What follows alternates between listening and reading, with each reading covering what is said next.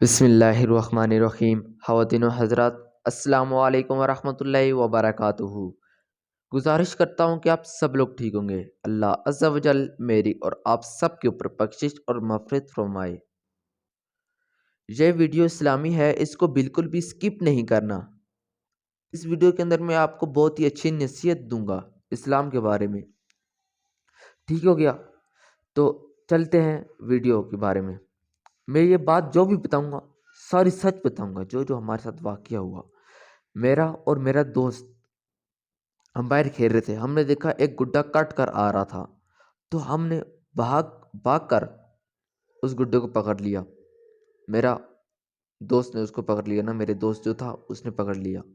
پھر کیا ہوا، ہم نے راستے میں دیکھا ایک لڑکا نا رو رہا تھا، چھوٹا تھا نا، وہ رو رہا تھا، کہتا میرا یہ گڈا تھا، یہ کٹ کے چلا گیا اور یہ آگے پیچھے تم نے پکڑ لیا، تم ابھی ہمیں دے گے نہیں۔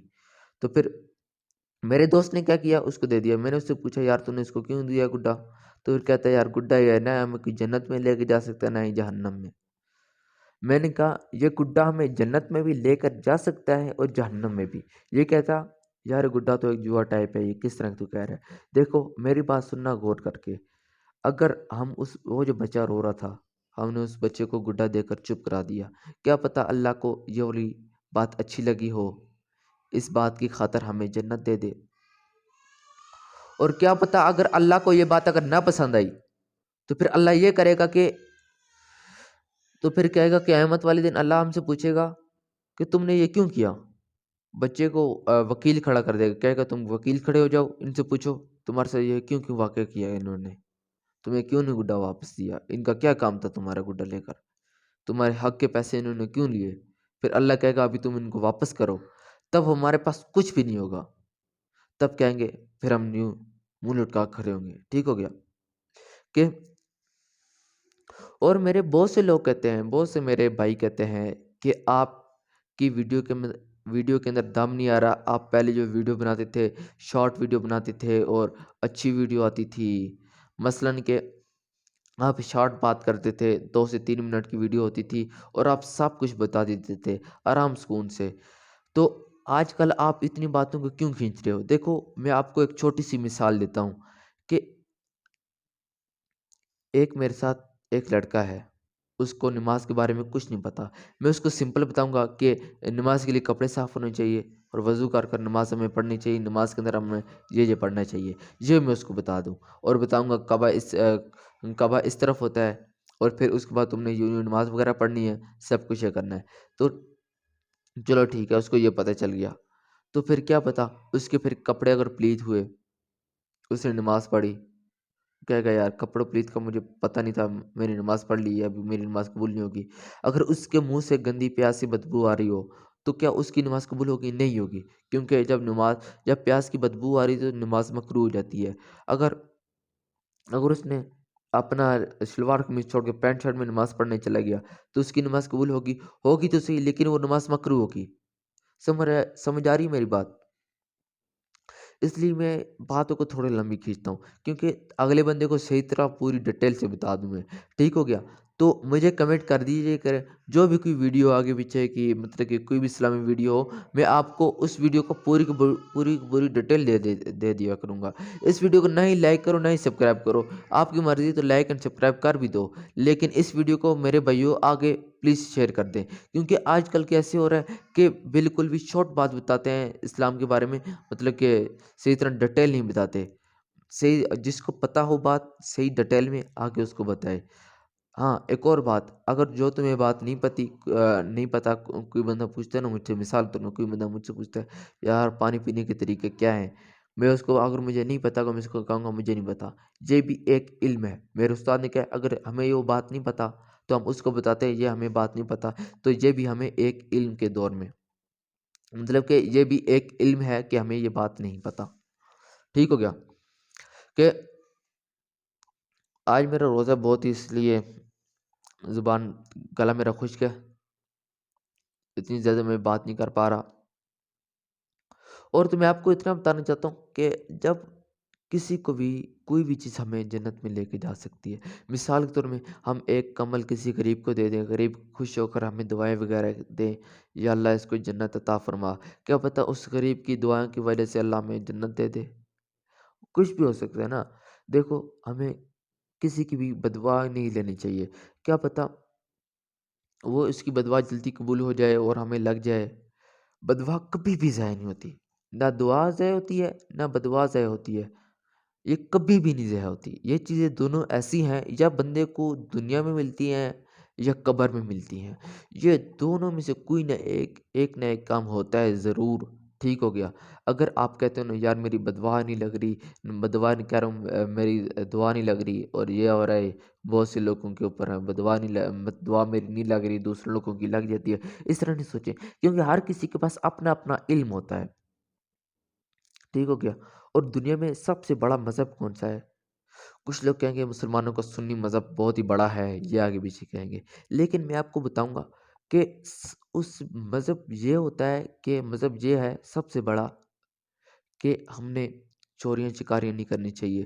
جو کسی کوئی بھی مذہب ہے نا، اس کے اندر یہ نہیں کہتا بھائی چوری چکاری نہ کرو، مطلب کہ چوری چکاری نہیں کرنی چاہیے۔ ٹھیک ہو گیا کہ تو ہمیں دوسروں کے ساتھ اچھا رہنا چاہیے، یہ مسلمان بھی کہتے ہیں، ہندو بھی کہتے ہیں۔ ٹھیک ہو گیا۔ اور دوسری بات تو یہ کہ ہمیں ہر کسی کی مدد کرنی چاہیے، یہ مسلمانوں میں بھی ہے ہندوؤں میں بھی ہے۔ ٹھیک ہو گیا۔ فرق تو بہت ہے مسلمان اور ہندو میں، لیکن ہاں مسلمان ہوتے ہیں تین قسم کے، ایک ہوتے ہیں نام کے مسلمان، ایک ہوتے ہیں جن کو سب کچھ پتہ ہوتا ہے، سب کچھ عالم شالم کیا ہے، جو بھی کورس وغیرہ سب کچھ ان کو پتہ ہوتا ہے، لیکن وہ نماز وغیرہ کچھ بھی نہیں پڑھ پاتے، ان کا دل وغیرہ نہیں کرتا۔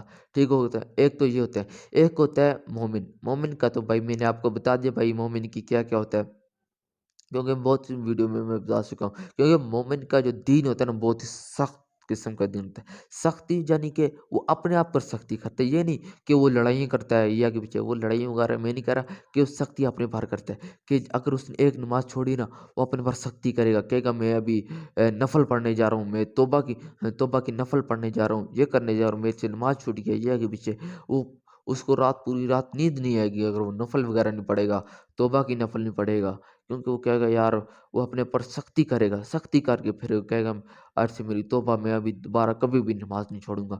ایک ہوتا ہے وہ والا مومن، یہ ہر کسی میں ایسے ہی ہوتا ہے۔ دیکھو ایک ہندو ہے، ایک ہوتا ہے نام کا ہندو، ایک ہوتا ہے ہندو کو سب کچھ پتا ہوتا ہے، ایک ہوتا ہے پنڈت جو ہر کام کرتا ہے، جو آپ نے دیکھا ہی ہے فلموں میں وغیرہ وغیرہ۔ اور کچھ لوگ کہتے ہیں جو ٹی وی دیکھنا حرام ہے، کیا یہ حرام ہے؟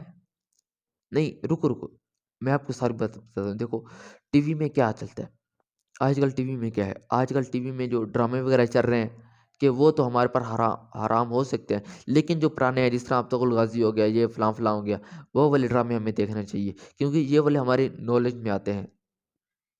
لیکن عبد الغازی والے ڈرامے نا اس پر بھی صحیح طرح نالج نہیں دے گی، بتاؤں کیوں؟ کیونکہ دیکھو جب جب ابتق الغازی پہلے فوت ہو گیا تھا، اور پھر اس کے بعد اس کی جو حلیمہ سلطان تھی نا، اس کے بعد ان کے جو بیٹے تھے ابتق الغازی کے، تو سارے حلیمہ سلطان نے سنبھالے تھے، کیونکہ اور پھر اس کے بھی جو ان کے جو بیٹے کے بیٹے تھے وہ بھی حلیمہ سلطان نے سنبھالے تھے، کیونکہ اس ڈرامے میں یہ بتا رہے ہیں کہ حلیمہ سلطان پہلے مر جاتی ہے اور ابتغ الغازی چرپائی لگ جاتا ہے۔ ابتغ الغازی چرپائی بھی نہیں لگتا، ابتغ الغازی سب کچھ کام کرتا تھا، مطلب کہ صحیح ہاتھ ہلا پاتا تھا، سب کچھ کرتا تھا، یہاں تک کہ آخرت میں جب ضعیف ہو گیا تھا وہ، یہاں تک میں نے یہ تک سنا ہے کہ وہ تلواریں بناتا تھا، مطلب بٹھی کے اوپر تلوار وغیرہ بناتا تھا، جنگ پر نہیں جاتا تھا، یہ بات سچ ہے، جنگ پر نہیں جاتا تھا۔ تو دیکھو ان کے پاس 2 سے 3 پیج آئے ہیں، انہوں نے آگے پیچھے بات وغیرہ کر دی ہے، ٹھیک ہے، یہ تو ایک اسلامی ڈرامہ ہے، اس طرح نہیں کرنا چاہیے۔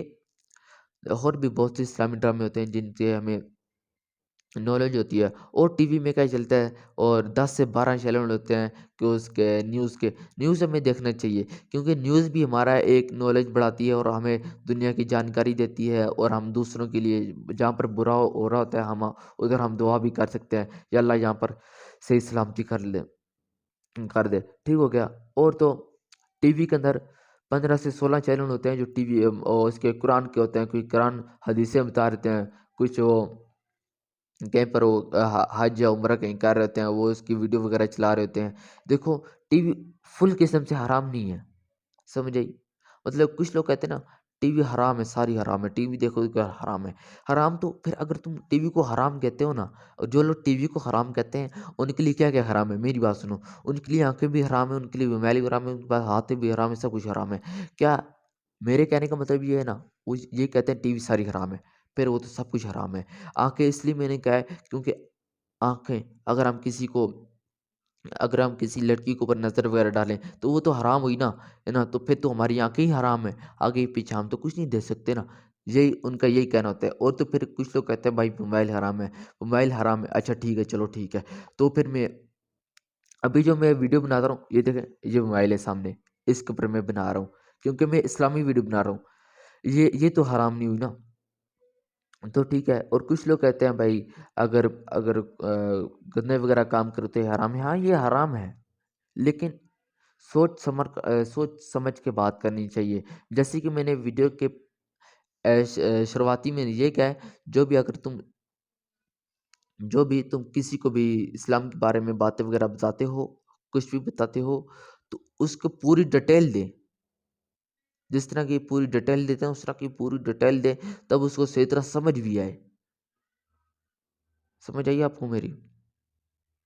کہ جس طرح کہ آج کل کے جو لوگ چل رہے ہیں بھائی، مطلب کہ آگے بھی جو بھی ہو، کوئی بھی مسلمان کی باتیں وغیرہ ہو، جیسے کھانا ہم کس طرح کھانا کھانے کی بہت سی لمبی سنت ہے۔ کچھ لوگ کہیں گے بسم اللہ پڑھنا بھول گئے تو پھر دوبارہ درمیان میں بسم اللہ پڑھ لینا، اور آخرت میں الحمدللہ کہہ دینا، وہ بھی بات ان کی ٹھیک ہے۔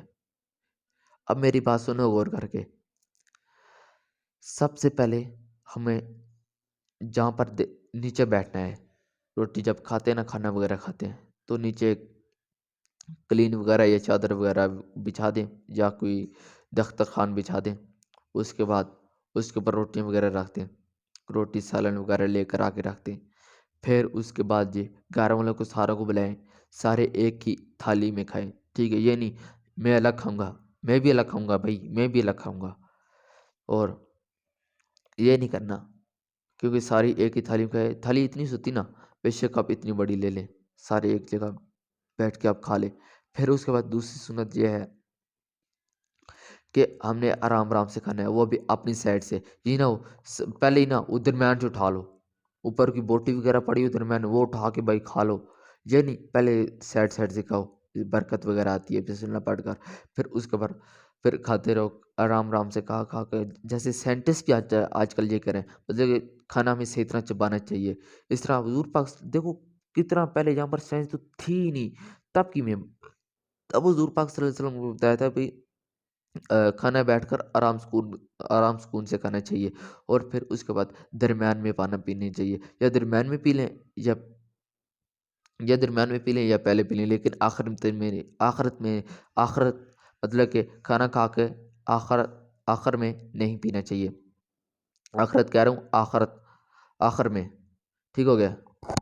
تو کھانا کھا کر آخر میں ہمیں پانی نہیں پینا چاہیے، تو ہمیں آخر میں یہ کرنا چاہیے کہ جو بھی پلیٹ ہے ہمیں صحیح طرح صاف کر لینی چاہیے۔ اور لیکن ایک اور بات، آج کل کی عوام کیا کرتی ہے کہ جیسی کوئی روٹی وغیرہ توڑ کے منہ میں ڈالتی ہے تو پھر کیا کرتی ہے، پھر اس کے بعد روٹی کی دو تین جو اتنے مطلب کہ رزق نہیں پڑے تھے، اتنی تین جب تھوڑی تھوڑی بچ جاتی ہے روٹی، پھر اس کو سائڈ پر کر کے پھر دوسری اٹھا کے کھانے لگ جاتے ہیں۔ اس طرح نہیں، حضور پاک صلی اللہ علیہ وسلم نے کہا ہے کہ جب تک تمہاری ایک روٹی ختم نہیں ہو جاتی پوری مکمل طور سے، تب تک ہم دوسری روٹی نہیں توڑ سکتے، ٹھیک ہو گیا؟ ان کا کہنے کا یہ مطلب ہے پوری مکمل روٹی پوری مکمل روٹی کھا کے پھر اس کے بعد ہم اگلی کوئی اور روٹی توڑیں گے، اس طرح نہیں کہ ہم ایک آدھی توڑ لیں اور دوسری توڑ لیں، جس طرح کے کتے نہیں کھاتے، جس طرح پھینک دو سامنے، وہ ایک بھی کھائیں گے دوسری کھائیں گے، دونوں ساتھ کھا رہے ہوں گے، اس طرح آپ نہیں کرنا۔ ہم مسلمان ہیں، ہمیں اللہ نے بہت ہی، اللہ کا شکریہ، اللہ نے ہمیں انسان بنایا ہے، اور اس سے بھی زیادہ شکریہ کہ ہمیں مسلمانوں کے گھر میں پیدا کیا ہے. اگر ہندو ہوتے تو ہم پتہ نہیں کہاں کہاں رول پھر رہے ہوتے, ہمیں کسی بات کا پتہ نہیں ہوتا. اور سب سے بڑی بات, اگر تم نام کے بھی مسلمان ہو نا, تب بھی اللہ کا شکریہ ادا کرو. کس بات کا؟ کہ اللہ نے ہمیں حضور پاک صلی اللہ علیہ وسلم کی امت میں سے بنایا ہے. حضور پاک صلی اللہ علیہ وسلم کی امت میں سے اتنا فائدہ ہے کہ سوچ بھی نہیں سکتا کوئی, سوچ بھی نہیں سکتا. بتاؤں کیوں؟ کس کی وجہ سے؟ ایک تو اس کا نام کیا ہے, ایک تو ہمیں جنت بھی مل جائے گی اپنی سزا کاٹنے کے بعد. جو ہندو ہیں, جنہوں نے اللہ اور مسلمان کے بارے میں کچھ نہیں, جن کو نہیں پتا, اگر بے شک ان کی پوری سزا ہو جائے, پھر بھی وہ سڑتے گلتے رہیں گے. ٹھیک ہو گیا؟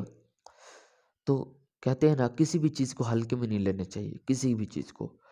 اگر ہمارے سامنے اگر کوئی استاد ہو, مثال دیتا ہوں, اگر کوئی ہمارے سامنے کوئی استاد ہو, اپنا استاد بیٹھا ہو, اس کے سامنے تم کچھ کہہ سکتے ہو یا کچھ بدتمیزی کر سکتے ہو؟ نہیں کر سکتے نا. تو پھر دیکھو, جب اللہ ہر کسی کے سامنے ہے, ہر کسی کی دل میں ہے, تو پھر کیوں اللہ کو اگنور کر تم گناہ کرتے ہو؟ دیکھو, میں یہ نہیں کہہ رہا اللہ صرف مسجد کے اندر ہوتا ہے. اللہ مسجد کے اندر نہیں, ہر جگہ ہوتا ہے, ہر دنیا کے کونے میں ہوتا ہے. جس طرح کہ وہ جو ہندو نہیں ہوتے, سامنے بھائی بدھ سا بنا ہوا ہے. مثال دیتا ہوں, دیکھو ایک سامنے اینٹ پڑی ہے, ہم اس اینٹ کے اوپر دعائیں کرتے رہیں, اللہ اینٹ ہمارے لیے کچھ کر دے, یہ کر دے, وہ کر دے, ہمارے مال و دولت کر دے. کیا کچھ کر پائے گی؟ نہیں, ہمیں کوئی فائدہ ہوگا, نہیں نقصان ہوگا. دیکھو, اگر کوئی آپ ہندو بھائی ہو, تو ہندو بھائیو میرا بات برا نہیں ماننا. دیکھو, میں آپ کی بھلائی کے لیے کہہ رہا ہوں, ابھی بھی آپ کے پاس بہت ہی وقت ہے, آپ مسلمان بن جائیں. ٹھیک ہو گیا؟ تو بہت ہی, اگر آپ مسلمان بن بھی جائیں تو آپ کو بہت ہی فائدہ ہوگا, اگر آپ سچے دل سے اسلام قبول کرتے ہیں تو. دیکھو, دنیا میں سب سے ٹاپ نمبر پہ آتا ہے عیسائیوں کا دھرم. عیسائی کا جو مذہب ہوتا ہے وہ آتا ہے سب سے ٹاپ پہ. دوسرے نمبر پہ آتا ہے ہمارا مذہب سنیوں کا. وہ کیوں دوسرے نمبر پر کیوں ہوتا ہے؟ کیونکہ دیکھو, سب سے تیزی سے بڑھنے والا مذہب کس کا ہے؟ مسلمانوں کا. تعداد کس کے زیادہ؟ عیسائیوں کی, کیونکہ عیسائی بہت تھے. جب کچھ تم دنیا میں دیکھو عیسائی, اب مسلمانوں کا ایک واقعہ سنو, یہ بالکل سچ ہے. جب حضور پاک صلی اللہ علیہ وسلم نے 500 سال پہلے ہی کہہ دیا تھا کہ کچھ تم دنیا کو, ایک بندہ جو فتح کرے گا کچھ تم دنیا کے اوپر, تو اس بندے کو میں خود جنت میں لے کے جاؤں گا, اور اس کو قبر میں بھی عذاب نہیں ملے گا. ٹھیک ہو گیا؟ تو پھر یہ سنتے سارے مسلمان ہو گئے پاگل, ہم نے کیا ہے, مسلمانوں نے کیا ہے, ہم قسطم دنیا کی بس توڑ دیں گے, پھاڑ دیں گے اس قسطم دنیا کو, بس وہ ختم کر دی. لیکن پھر قسطم دنیا کے اندر سارے عیسائی وغیرہ تھے. پھر ہم نے کیا کیا, جتنے بھی عیسائی وغیرہ تھے, ہم نے ان کو کہا جتنے بھی ان کا نقصان وغیرہ ہوا, ان کو سارا نقصان ان کا واپسی کر دیں. جتنا بھی ان کو نقصان ہوا ہے, ان کے جتنے بھی پیسے وغیرہ ہیں, ان کو یہ پیسے وغیرہ دے دیں, یا کوئی چاندی وغیرہ دے دینا ان کو, یا سونا وغیرہ. تو پھر ان کو کہا جاؤ تم کہیں اور جا کے عبادت کر لو, یا ہم نے یہ فتح کر لیا. لیکن ایک اور بات, تو دیکھو, ہم چاہتے تو ان کو قتل کر سکتے تھے, ہم نے کہا ہے ہم نہیں کریں گے. دیکھو, حضور پاک صلی اللہ علیہ وسلم نے کہا ہے, صلی اللہ علیہ وسلم نے کہا ہے کہ کوئی بھی مسلمان ہو, کوئی بھی, دیکھو جتنے بھی مسلمان ہے سارا ایک جسم ہے. مثال کے طور میں میرے یہ 2 ہاتھ ہیں, سنتے جائے, اس ہاتھ میں مجھے ہو رہا ہے, بائیں ہاتھ میں بہت سخت درد ہو رہا ہے, بہت سخت. تو میں اس ہاتھ سے میں کیا کیا کر لوں گا؟ اس ہاتھ سے میں کچھ بھی نہیں کر پاؤں گا. ہم کہیں گے یار میرا ہاتھ خراب ہے, میں کیا کروں, میں باہر کھیلنے بھی نہیں جا سکتا آگے پیچھے, سیدھا میں کیا کروں گا, اس طرح ہاتھ کر ادھر جی چرپائی پہ چل جاؤں گا, کہوں گا, پھر اٹھنے بھی نہیں ہوگا. مطلب ہوتا ہے نا, جب اٹھتے تو یوں ٹیک تھوڑی سی لیتے ہیں پھر اٹھ جاتے ہیں نا. اب کہو کہ یار ہمارے پاس ٹیک بھی نہیں, ایک ہاتھ سے کیسے اٹھے, یوں کریں گے آگے پیچھے. کیونکہ ہمارے اگر جسم سے چھوٹی سی بھی جگہ پر ہمیں درد ہوتا ہے, تو ہمارے پورا جسم کہیں پر کام نہیں کر رہا ہوتا ہے. اسی طرح حضور پاک صلی اللہ علیہ وسلم کہتے ہیں مسلمان جتنے بھی ہیں ایک جسم ہے. اگر ایک مسلمان کو کوئی تھوڑا سا دکھ ہوتا ہے, تمہیں بھی ساتھ دکھ ہو, اور اس دکھ پر مل کر تم ان دکھ کا ختم کر دو. مطلب کہ ایک تو ہوتا ہے نا, مجھے کسی نے دکھ دیا ہے, میں آپ کے ساتھ بانٹوں دکھ بانٹوں، میرا کچھ دکھ کم ہو جائے گا، سمجھ آئی؟ اسی طرح کہتے ہیں کہ مسلمان ایک، اگر حضور پاک صلی اللہ علیہ وسلم نے کہا ہوتا کہ مسلمانوں کو مسلمانوں کے ساتھ عزت کرو اور ہندوؤں کے ساتھ عزت نہ کرو، اگر یہ انہوں نے اگر کہا ہوتا تو ابھی تم دنیا کے جتنے بھی عیسائی رہتے تھے، عیسائی سارے ختم ہو جاتے تھے، عیسائیوں کا نام و نشان تک نہ ہوتا۔ سمجھ آئیے میری آپ کو؟ میں آپ کو یہ بات اس لیے کہہ رہا ہوں کہ ہمارے جو مسلمان دھرم ہے، اس پر یہ کہتے ہیں کہ کوئی بھی مسلمان ہو یا ہندو ہو، بھوکا ہو یا کوئی حلال، دیکھو مثال طور میں آپ حلال حرام سے بات زیادہ ہی، دیکھو اگر ہمیں کوئی بہر جاتے ہیں، سامنے کھڑی ہو بکری، ہم کہیں گے یار اس کو گھاس باندھی ہوئی ہے، کسی نے اس کو باندھ دیا ہے، ہم اس کو کھول کر کہیں گھاس پہ رکھ لاتے ہیں، یہاں پر رکھ دیتے ہیں کیونکہ یہ حلال بھی ہے۔ آگے ہم دیکھتے ہیں کتا کھڑا ہے اور بہت ہی اتنا اس کو بھوک لگی ہوئی ہے، زمین چاٹ رہا ہے، ہم کہیں گے یار حرام ہے کیا، ہمیں کوئی فائدہ وغیرہ ہوگا ہی نہیں، ہوگا ضرور فائدہ ہوگا لیکن نقصان بھی بہت بڑا ہوگا۔ اللہ کہے گا تم نے اس کو دیکھا تھا یہ کتنی بھوک میں تھا، تم نے اس کی جان بوجھ کے کیوں نہیں اس کی بھوک مٹائی؟ اگر تم کیا پتا اگر تم اس کتے کو اپنے پاس لاؤ گے، تھوڑا سا اس کو پانی وغیرہ پلاؤ گے، تو اس بات کی خوش ہو کہ اللہ تمہیں جنت پہ اجازت دے دے۔ تو میرے بھائیوں، میرے کہنے کا مطلب یہ ہے، دیکھو حلال حرام سے سیکھ لو، ہمیں ہندوؤں کے ساتھ بھی اچھا رویہ رکھنا چاہیے۔ جو ہندو ہو اس کو ہم نے یہ نہیں سوچنا چاہیے یار یہ ہندو ہے، کسی کا پیٹ بھرنے سے پہلے ہم نے اس کو یہ نہیں سوچنا چاہیے یار یار یہ ہندو لگ رہا ہے مجھے، یار کالا ہے کرسچن لگ رہا ہے، نہیں یار زخم لگے ہوئے ہیں مجھے، یہ عیسائی شیعہ لگ رہا ہے، یار کوئی گڑبڑ ہے، پوچھتا ہوں اور مسلمان ہوا تو دے دوں گا، نہیں ہوا تو نہیں دوں گا۔ یہ سوچنا بہت ہی بڑا گناہ ہے، سمجھ آئی؟ ہم نے کسی کا پیٹ بھرنے سے پہلے پہلے نہ ہم نے یہ نہیں سوچنا چاہیے یار یہ ہندو کے پیٹ میں جا رہا ہے یا مسلمان کے پیٹ میں جا رہا ہے، ہم نے یہ نہیں سوچنا، بالکل بھی یہ نہیں سوچنا، کیونکہ ہمیں پتہ ہے کہ یہ جو ہم کسی کے بارے میں سوچیں گے، برا سوچیں گے، کوئی ہمارے ساتھ برا کرے گا، ہم کسی کے بارے میں اچھا سوچیں گے تو اگلا ہمیں اچھا سمجھے گا، ٹھیک ہو گیا؟ تو ہمیں سب کے ساتھ اچھا کام کرنا چاہیے جتنے بھی ہیں، ٹھیک ہو گیا آپ کو؟ تو اپنے ماں باپ کو بھی نہ تنگ کرنا چاہیے۔ حضور پاک صلی اللہ علیہ وسلم کہتے ہیں کہ ایک باری اگر تم اپنے ماں باپ کو اپنے خوشی سے دیکھو گے، ہنس کے دیکھو گے، مسکرا کے دیکھو گے اپنے والدین کو، تو تمہیں ایک حج کا ثواب ہوگا۔ تو پھر ایک صحابی کہتے اگر ہم دن میں 100 باری اپنے ماں باپ کو خوشی سے دیکھیں، کیا ہمیں 100 باری حج کا مطلب کہ 100 باری حج کا ثواب ہوگا؟ تو حضور پاک صلی اللہ علیہ وسلم کہتے کہ اگر ہم ایک دن میں 1000 سے 2000 بار بھی اگر ہم اپنے ماں باپ کو اچھی خوشی سے ہمیں دیکھتے ہیں تو ہمیں 1000 سے 2000 باری ایک حج کا ثواب ہوتا ہے، ٹھیک ہو گیا؟ کہ اس کا نام کیا ہے؟ دیکھو ایک صحابی تھا، بہت ہی نیک تھا،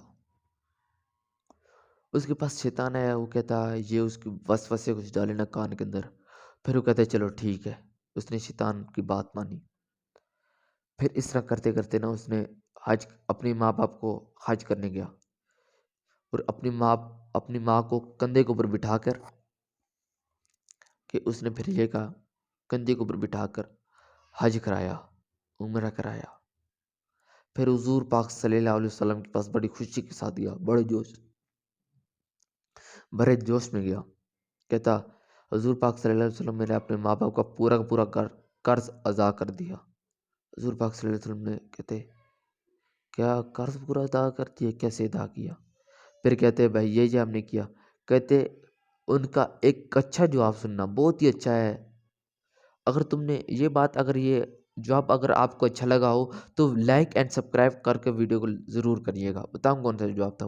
وہ یہ تھا کہ جواب کہ تم نے ابھی تک اپنی ماں باپ کی ایک مسکراہٹ کا بھی، ایک جو مسکراہٹ جو ماں ہمیں دیکھ کر جو مسکراتی ہے نا، اس کا بھی تمہیں قرض تم سے اس کا بھی نہیں ادا ہوا، کیا تم پوری زندگی کا ادا کرو گے؟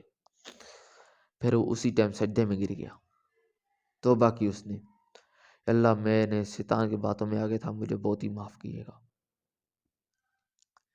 دیکھو صحابہ نے ہمارے اوپر بہت سی قربانی دی ہے، بہت بہت ساری دی ہے، ایک دو نہیں، اگر ہم گن کے اتارے یار 5 10 دے دی تھی، ہم گن بھی نہیں سکتے، اتنی صحابہ نے ہمارے اوپر قربانی دی تھی۔ دیکھو جب کستم دنیا کی جب جنگ لڑی جا رہی تھی، مسلمانوں کی تعداد بالکل ختم ہو گئی تھی، جب اینڈ میں جب پہنچ گئے تھے تو مسلمانوں کی تعداد بالکل کم ہو گئی تھی، اور یہ میں آپ کو بتانا چاہتا ہوں، ان کے پاس ایک تلوار بھی نہیں بچی تھی، مطلب کہ ساری ٹوٹ چکی تھی۔ پھر انہوں کے بادشاہ نے کہا کہ اپنا ہاتھ استعمال کرو۔ اب تو تو بہت سارے ڈرامے دیکھتے ہوں گے، لیکن بہت سے لوگ جو ڈرامے وغیرہ کچھ لوگ نہیں بھی دیکھتے ہیں، لیکن وہ یوں کر کے ہاتھ نہیں مارتے، یوں کر کے مارتے نا، سیدھا ہاتھ مارتے نا، ان کی اتنی پریکٹس ہوئی ہوتی ہے نا، وہ اگر پرانے زمانے کی سابقہ اگر ہمیں لگ جائے تو پوری دماغ ٹوٹ جائے، پھٹ جائے، اتنا زور زور کا۔ پھر اس بادشاہ نے کہا اپنے ہاتھ استعمال کرو، پھر لوگوں نے روک روک کے ماری، پھر کچھ دنیا ہم نے فتح کر لی، ٹھیک ہو گیا۔ میرے کہنے کا مطلب یہ تھا کہ جب بندے کی جب سوچ پکی ہو، تو بندہ کچھ بھی کر سکتا ہے، ٹھیک ہو گیا۔ دیکھو ایک بندہ تھا، ایک میری بات سننا غور کر کے، یہ کہانی یہ ہے، سچی ہے جھوٹی ہے اس بات کی میں آپ کو گارنٹی نہیں دے سکتا، لیکن یہ اس کے پیچھے جو سچائی ہے بہت ہی اچھی ہے، بہت ہی اچھی بات آپ کو پتہ چلے گی، بتاؤں کون سی؟ ایک بادشاہ تھا نا، تو اس کے پاس ایک تھا نوکر تھا نا، تو اس نے 1 سال تک محنت کر کے اس نے ایک صندوق بنایا، پیٹی بنائی، تو کہتا بادشاہ سلامت کے پاس لے گیا، بادشاہ سلامت کہتا ہے شاباش تو نے بہت ہی اچھا کام کیا، مطلب کہ اوپر سے کہہ دیا۔ پھر اسی دوران محل کے اندر ایک بندہ آیا، تو وہ اس کے پاس اتنا تعلیم تھا، جیسی وہ آیا نا، جیسی محل کے اندر قدم ہی رکھے نا، بادشاہ بھی اپنی کرسی سے اٹھ گیا، کہتا ہے یہ بہت ہی بڑا، یہ نیک بندہ ہے، بہت ہی اس کے پاس علم ہے، تو یار اس کا دل ٹوٹ گیا، کہتا ہے یہ کیا مسئلہ وغیرہ نا۔ تو پھر وہ کیا کرتا، اس نے پھر کیا اپنے استاد کے پاس گیا، کہتا ہے مجھے پڑھاؤ، علی بے پڑھاؤ، پڑھاتا ہے، پڑھتا رہا، اس کو نہیں یاد ہوا۔ پھر اس نے کیا کیا، قرآن، نعوذ باللہ، قرآن پھینک کر بھاگ کے چلا گیا۔ پھر اس نے بھاگتا ایک جنگل میں پہنچا، وہ جو پہاڑوں کے اوپر سے پانی نہیں ٹپک رہا تھا، مطلب کہ ایک تو نا سائڈ سے پانی آ رہا ہوتا ہے، وہ سائڈ سے ٹپک کے سائڈ سے نہ ٹپک رہا ہوتا ہے، اور آدھے گھنٹے کے بعد ایک ٹپک گرتی تھی ایک پتھر کے اوپر، ٹھیک ہو گیا۔ جیسی پتھر کے اندر ٹپکتی تھی نا، اور پتھر اتنا وہ عرصے سے ٹپک رہی تھی، پتھر بھی اوپر سے بلیک ہو گیا تھا، اتنا وہ اوپر سے کھڈا ہو رہا تھا۔ اس نے کہا یار پتھر ایسا کر سکتا ہے تو میں بھی مسلمان ہوں، میں بھی ایک صحیح بندہ ہوں، میں بھی۔ اس نے پھر اتنی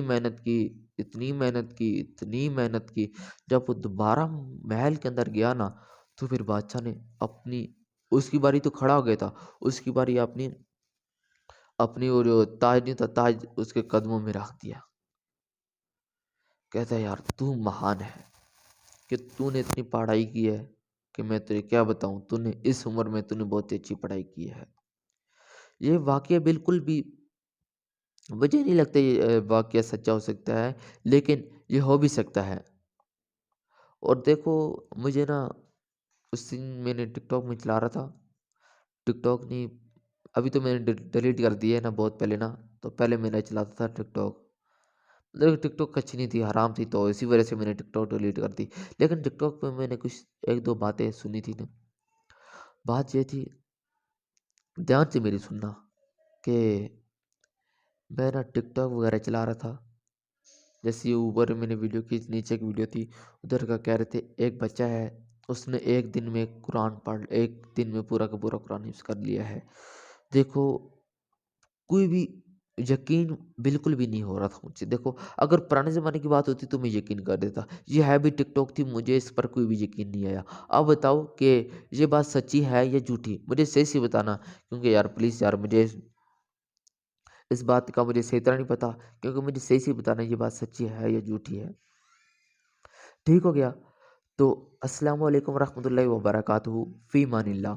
دیکھو جب تم کسی کو ملتے ہو تو سلام دیا کرو، جب جب کہیں سے جاتے ہو، کسی سے مل کے جاتے ہو تو فی امان اللہ کہیے گا، کیونکہ فی امان اللہ کا مطلب ہے خدا حافظ۔ خدا حافظ نہیں کہنا چاہیے، خدا حافظ کا پھر الگ ہی کوئی مطلب آ جاتا ہے نا، مطلب کہ تھوڑا سا رک گئی خدا حافظ، سمجھ آئی؟ تو پھر اس طرح نہیں کرنا چاہیے، اگر کہتے ہو تو فی امان اللہ کہہ دیا کریں۔ ٹھیک ہو گیا؟ السلام علیکم ورحمۃ اللہ وبرکاتہ، فی امان اللہ۔